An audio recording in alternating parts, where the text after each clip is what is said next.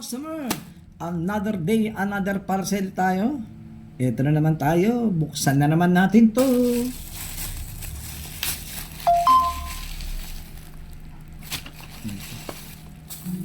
Buksan pa natin. Meron dalawa. May dalawa.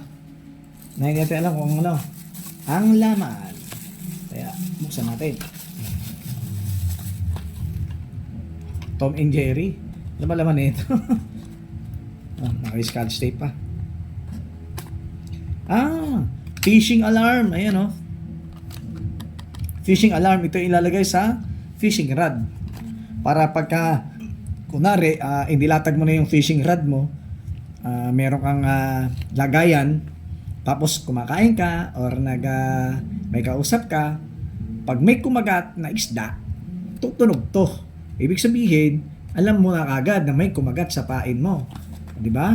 Kaya kailangan mo nang iangat yung iyong fishing rod. Ito siya. Yan o. Aray, nahulog eh. Ngayon, dito siya kabit. Ayan o. May battery na kaya ito? Natin. Wala pa yatang battery. May ilagay na battery.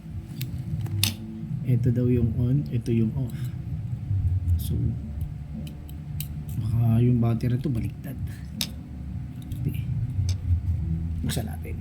Siyempre, ang tigas buksan.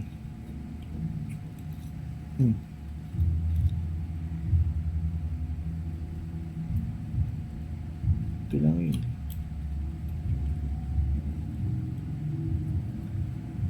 Ayun. Pinware siya. Ito yung battery niya, oh. 'Di ba? Yung parang sa mga relo. Oh. Baliktad siguro 'to. Kaya ayaw tumunog, no? Dapat tutunog eh.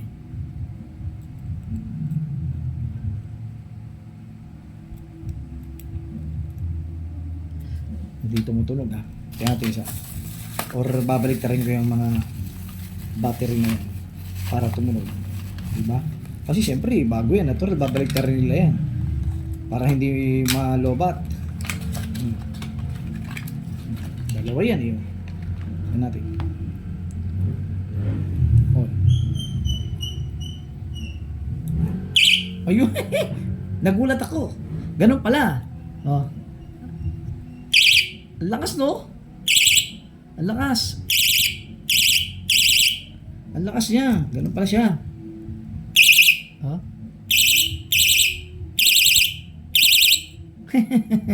Okay pala, okay. Approve.